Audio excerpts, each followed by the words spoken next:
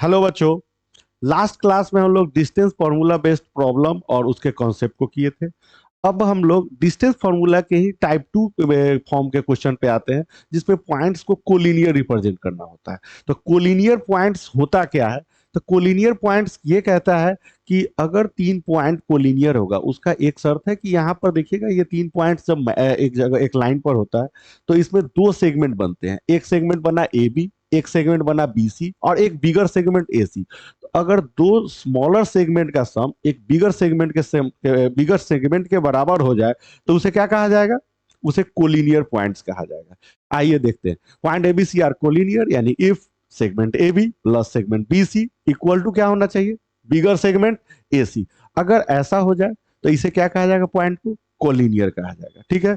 अब आते हैं कि इसका एक डेफिनेशन कर लेते हैं। तो डेफिनेशन अगर वाइज कहा जाए तो if the sum of length of two smaller segments is equal to the length of the greater segment, ठीक है, then the points are collinear. आप इसका स्क्रीनशॉट भी रख सकते हैं, नोट्स भी बना सकते हो, ताकि कभी से आगे के प्रॉब्लम्स में भूलेंगे नहीं। चलिए आते हैं इसके बेस्ड प्रॉब्लम को देखते हैं। तो अगर यहाँ पर अगर आपके प्रॉब्लम ये आती है कि determine by the distance formula whether the points are collinear, तो सबसे पहले तो पॉइंट्स को हम लोग लिस्ट कर लेते हैं कि कौन कौन किसके पॉइंट्स है। तो पहला ए बी सी तीनों को कर लेते हैं। ठीक है। जब हम लोग ए बी ले रहे होंगे तो इसे x1 y1, इसे x2 y2। और जब हम लोग बी सी ले रहे होंगे तो इसे x1 y1, इसे x2 y2 ले लेंगे। और जब ए सी ले रहे होंगे तो इसे x1 y1, इसे x2 y2 ले लेंगे। आइए देखिएगा, सब समझ में आ जाएगा। सबसे पहला बात बताइएगा कि we know that if the sum of the length of the two smaller segment is equal to the length of the bigger segment, then the points are collinear. Sir ये कोलिनियर होगा। अब इसके लिए भी require the length of the three segment A B B C and A सी।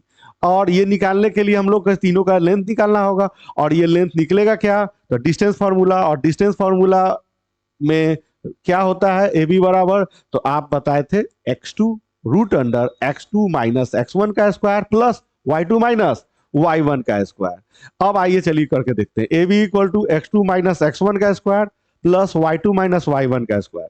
अब इसे x1 जो पहले पहले आपको बोला था कि इसे x1 और इसे y1, इसे x2 और इसे y2 हम लोग मान लेंगे। चलिए अब आते हैं x1। अगर x2 की बात किया जाए तो 2 में से क्या घटेगा? तो 2 में से सर -6 घटेगा। तो -6 घटा, इसका स्क्वायर। अगर बात किया जाए कि 3 में से क्या घटेगा, तो 3 में से -2 घटेगा। चलिए 3 में से -2 घटेगा और ये हो गया। अब इसका कैलकुलेशन करें। ठीक है। तो यहाँ पर 2 + 6 और इधर 3 + 2, चूंकि माइनस माइनस क्या हो जाएगा? प्लस। यहाँ भी माइनस माइनस प्लस हो रहा है। ठीक है। तो ये वाली बात। और यहाँ पर 8 का स्क्वायर, जो 25 का स्क्वायर। 8 का स्क्वायर 64, 5 का स्क्वायर क्या हो जाएगा? 25। इसको जोड़ दीजिएगा तो रूट अंडर क्या आ जाएगा? 89। ये किसी टेबल पे तो सेट हो नहीं रहा है, तो इसे इसी तरह इक्वेशन 1 मान लेंगे। सेम टू सेम अब हम लोग अगला बीसी निकालेंगे। आइए बीसी। बीसी के लिए फिर से हमने आपको बोला था कि इसे x1 y1 और इसे x2 y2 कैरी करेंगे। चलिए सर आगे देखते हैं। तो यहाँ पर देखिएगा, यहाँ पर बीसी बराबर क्या हो जाएगा? तो 10 - 2 और 8 - 3 होगा। तो सर 8 - 3 का स्क्वायर, और जिसको सॉल्व किया जाए तो सर इसे सॉल्व करेंगे तो फिर यहाँ भी 8 स्क्वायर प्लस रूट अंडर 5 का स्क्वायर, यानी कि यहाँ पर क्या आ जाएगा? बीसी बराबर क्या हो जाएगा? तो यहाँ भी आपका, यहाँ भी रूट अंडर 89 आ जाएगा। चलिए ए बी बी सी यानी दो स्मॉलर सेगमेंट निकाल के। अब हम तीसरा बिगर सेगमेंट को निकालते हैं। तीसरा बिगर सेगमेंट क्या होगा? ए सी होगा। यानी इसे अब x1 y1 समझेंगे और इसे x2 y2 समझेंगे। चलिए अब आगे आते हैं। ठीक है। और इसे x2 y2 क्लियर है बातें। अब आइए सर डिस्टेंस फॉर्मूला ए सी, यानी कि यहाँ 10 माइनस क्या हो जाएगा? -6। 10 माइनस -6 का होल स्क्वायर प्लस 8 माइनस क्या हो जाएगा? तो सर 8 माइनस -2 का स्क्वायर हो जाएगा, का होल स्क्वायर। अगर ये हो जाएगा तो अब इसको सॉल्व कर दीजिए सर। 10 माइनस माइनस यहाँ प्लस हो जाएगा, यानी कि 16 का स्क्वायर, और वहां माइनस माइनस यानी कि 10 का स्क्वायर हो जाएगा, यानी कि 16 का स्क्वायर और प्लस 10 का स्क्वायर, यानी कि 16 का स्क्वायर 256 और 10 का स्क्वायर 100। तो इसे जोड़ लेंगे तो क्या हो जाएगा? 356। अब 356 का क्या किया जाए सर? फैक्टराइज करेंगे, जिसका पेयर होगा वो बाहर निकलेगा, जिसका पेयर नहीं होता है वो बाहर नहीं निकलता है। तो आइए फैक्टराइज करते हैं। तो सबसे पहले 2 से लोएस्ट नंबर से करते हैं, तो किए। अब यहाँ पर आया 89, अब यहाँ पर देखिएगा कि इसका पेयर मिल गया, तो आइए यहाँ पर इसको डाल रहे हैं। तो यहाँ पर एक पेयर मिल गया, तो यहाँ पर आ जाएगा 2√अंडर 89। इसे थर्ड इक्वेशन मान लिए।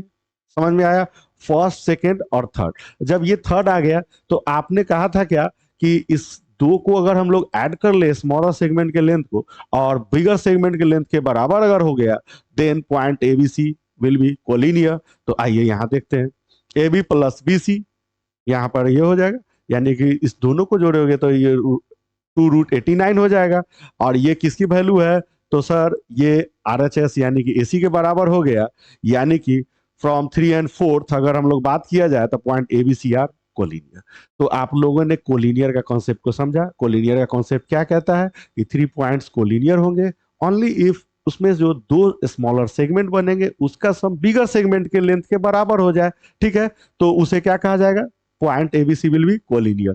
यानी कि अब आपके स्क्रीन पर एक क्वेश्चन आएगा जिसे आप लोग को बनाना है और कमेंट बॉक्स में जवाब देना है कि आपने सीखा है और आप अपना आंसर देंगे। ठीक है, ये देखिएगा। ठीक है, ये क्वेश्चन आप कंप्लीट करके इसका कमेंट बॉक्स में आंसर दीजिएगा। Okay, thank you.